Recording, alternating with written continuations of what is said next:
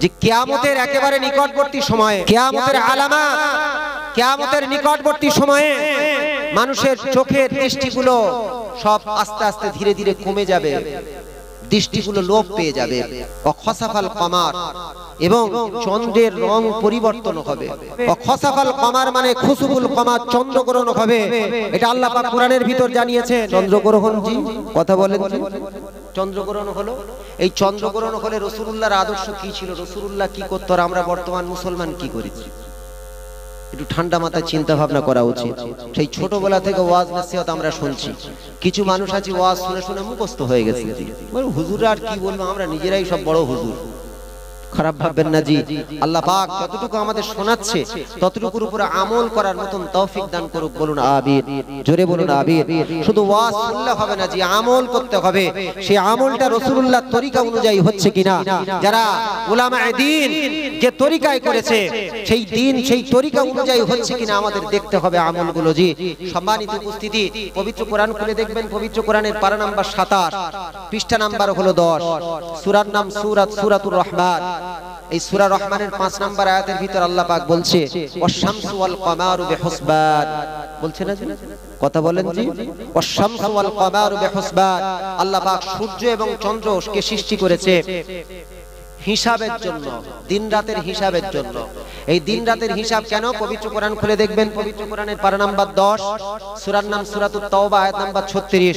আল্লাহ বলেছে ইন্না ইদ্দাতাশ শুহুরি ইনদাল্লাহি 12 শাহরান ফি কিতাবিল্লাহ ইয়াওমা খালাকাস সামাওয়াতি ওয়াল আরদ মিনহা আরবাআতুন হুরুম। আল্লাহ পাক বলছে আমি যখন এই আসমান জমিন সৃষ্টি করেছি, এই আসমান জমিনের সৃষ্টির সূচনা লগ্ন থেকে টোটাল বিশ্ববাসীর হিসাবের জন্য আমি আল্লাহ পাক 12টা মাস নির্ধারণ করে দিয়েছি। জোরে বলুন। আমরা তো সব জানুয়ারি থেকে আর ডিসেম্বর পর্যন্ত প্রায় লোকের মুখস্থ, বৈশাখ থেকে চৈত্র মাস পর্যন্ত প্রায় লোকের মুখস্থ। অথচ রাসূলুল্লাহ সাল্লাল্লাহু আলাইহি ওয়াসাল্লামের বড় আশিক বলে দাবি করি, মুহররম থেকে যুলহিজ্জা, যাকে আমরা জিলহজ বলি, এই 12টা মাসের নাম কজন আর মুখস্থ করতে পেরেছে? আমার কথা খারাপ ভাবছেন জি? খারাপ ভাববেন না, আল্লাহর রাস্তায় ক্ষমা করবেন জি।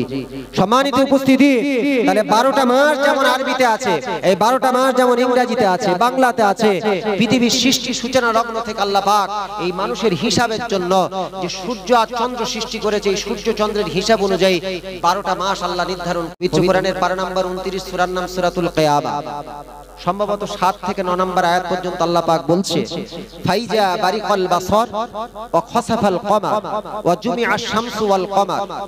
আল্লাহ পাক বলছে যে কিয়ামতের একেবারে নিকটবর্তী সময়ে, ভালো করে শুনেন, কিয়ামতের আলামত, কিয়ামতের নিকটবর্তী সময়ে মানুষের চোখের দৃষ্টিগুলো সব আস্তে আস্তে ধীরে ধীরে কমে যাবে, দৃষ্টিগুলো লোপ পেয়ে যাবে। অখসাফাল কমার, এবং চন্দ্রের রং পরিবর্তন হবে, চন্দ্রের রং পরিবর্তন হবে। অখসাফাল কমার মানে খুসুফুল কমার, চন্দ্রগ্রহণ হবে। এটা আল্লাহ পাক কোরআনের ভিতর জানিয়েছেন ওয়াজুমিআশ শামসু ওয়াল কমার, এবং সূর্য আর চন্দ্র একই কক্ষপথে গিয়ে ধাক্কা মারবে, যে একত্রিত হবে। এটা কিয়ামতের একটা বড় আলামত, ভালো করে বোঝেন। তাহলে তো কিয়ামত যে একেবারে নিকটবর্তী, এটা আল্লাহ পাক এই যে চন্দ্রগ্রহণ, এগুলো মানুষেরকে আল্লাহ পাক নিদর্শন দেখাচ্ছে যে দুনিয়া আর বেশি দিন টিকবে না, কিয়ামত খুব অতি আসন্ন। জি একটু ঠান্ডা মাথায় বোঝার চেষ্টা করবেন। রাসূল সাল্লাল্লাহু আলাইহি ওয়াসাল্লাম জামানায় সূর্যগ্রহণ হয়েছিল। এই সূর্যগ্রহণের সময় রাসূল সাল্লাল্লাহু আলাইহি ওয়াসাল্লাম নিজে নামাজ পড়েছেন। রাসূল সাল্লাল্লাহু আলাইহি ওয়াসাল্লাম বলেছেন ইন্নাশ শামসা ওয়াল কমার আয়াতান মিন আয়াতিল্লাহ। সহিহুল বুখারীর হাদিস, সহিহ মুসলিমের হাদিস। রাসূল সাল্লাল্লাহু আলাইহি ওয়াসাল্লাম বলেছেন সূর্য এবং চন্দ্র আল্লাহ যে সমস্ত নিদর্শন সৃষ্টি করেছে, সেই নিদর্শনগুলির মধ্যে অন্যতম আয়াতান মিন আয়াতিল্লাহ, দুটি অন্যতম নিদর্শন। লা ইয়াকসাফানে লিমাউতি লিআহাদিন ওয়ালা লিহায়াতিহি। কোন ব্যক্তির মৃত্যুর কারণে সূর্যগ্রহণ বা চন্দ্রগ্রহণ হয় তা নয়, আর কোন ব্যক্তির জন্মগ্রহণের কারণে সূর্যগ্রহণ বা চন্দ্রগ্রহণ হয় তা নয়। ফাইজা রাআইতুম যালিক, যখন তোমরা সূর্যগ্রহণ বা চন্দ্রগ্রহণ দেখবে, ফাদউল্লাহ, তখন তোমরা আল্লাহকে বেশি বেশি ডাকবে। জোরে বলুন। আল্লাহ নিজে, রাসূলুল্লাহ নিজে বলেছেন, ফাইজা রাআইতুম যালিক, যখন সূর্যগ্রহণ বা চন্দ্রগ্রহণ তোমরা দেখবে, সেই সময় আমি আল্লাহ, আমার রাসূলুল্লাহ বলছেন, আল্লাহকে বেশি বেশি ডাকো। ওয়া কাব্বিরু, এবং আল্লাহর তাকবীর দাও, আল্লাহু আকবার বলে ধ্বনি দাও। ওয়া সাল্লু, এবং তোমরা নামাজ আদায় করো, নামাজ আদায় করো, সেই সময় আল্লাহর দরবারে নামাজ আদায় করো। ওয়া তুসাদ্দিকু, এবং বেশি বেশি করে দান সাদাকা করো। তাহলে চন্দ্রগ্রহণ কালকে রাতে হলো, আর আমরা কি করছি? সে আল্লাহর ডাকা বাদ দিয়ে দেখবেন আমরা মোবাইল গুলো, বড় বড় মোবাইল বার করে, কার পিক্সেল বেশি, কার দূরের ছবি বেশি ভালো হয়, খালি ছবি তুলতে ব্যস্ত আছে। খারাপ ভাবছেন জি? কজন আমরা আল্লাহকে ডেকেছি যে আল্লাহ তুমি আমাদেরকে হেফাজত করো? মুসলমান বিন্দরদি বাবাজি, যে রাসূলুল্লাহর আদর্শ সম্পর্কে ছেলেরা গোটা কত কাগজ লটারি রেখে দিয়ে বিক্রি করছে, আর মাঝে মধ্যে দেখবেন কারোর 1 কোটি টাকা পড়ছে, ওই লোভে এই গ্রাম থেকে কত কোটি টাকা নিয়ে চলে গেল তার ঠিক নেই। কিছু মানুষ দেখবেন কলকাতায় কাজ করে সারাদিন 400 টাকা 500 টাকা উপার্জন করছে। এই 400 টাকা 500 টাকা উপার্জন করে আর আসবার সময় 100 টাকা টিকিট কেটে নিয়ে আসছে। অবস্থা বুঝতে পারছেন?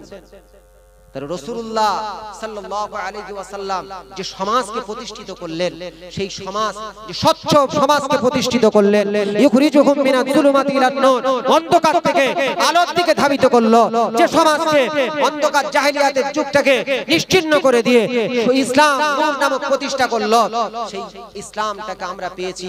আর আজকের সেই ইসলামের ভিতরে আজকের আমরা ধীরে ধীরে সেই জাহেলিয়াতের কাজকর্ম আমরা প্রবেশ করাচ্ছি।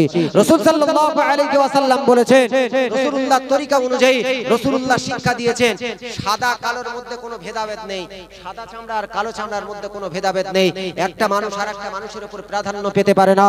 রাসূল সাল্লাল্লাহু আলাইহি ওয়াসাল্লাম নামাজের যে শিক্ষা আল্লাহর মাধ্যমে রাসূল সাল্লাল্লাহু আলাইহি ওয়াসাল্লাম যে শিক্ষা দিয়েছেন, তুমি যত বড় ধনী মানুষ হও না কেন, তুমি রাজা হতে পারো, বাদশা হতে পারো, ফকির হতে পারে, মিসকিন হতে পারে, ইমামের পিছনে একসাথে এসে একই কাতারে আল্লাহর দরবারে সবাই সমান। জোরে বলুন।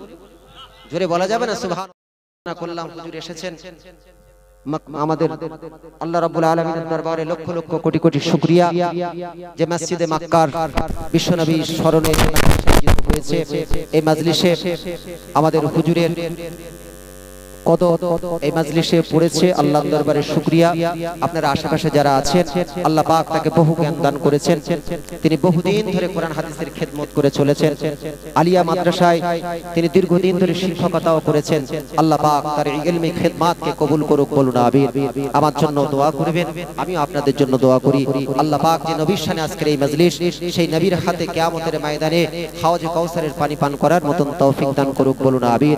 নবীর শাফাআতে কুবরা কিয়ামতের ময়দানে আমাদের মতন গুনাহগার উম্মতকে আল্লাহ পাক কবুল করে নিক, সকলে বলুন আমিন।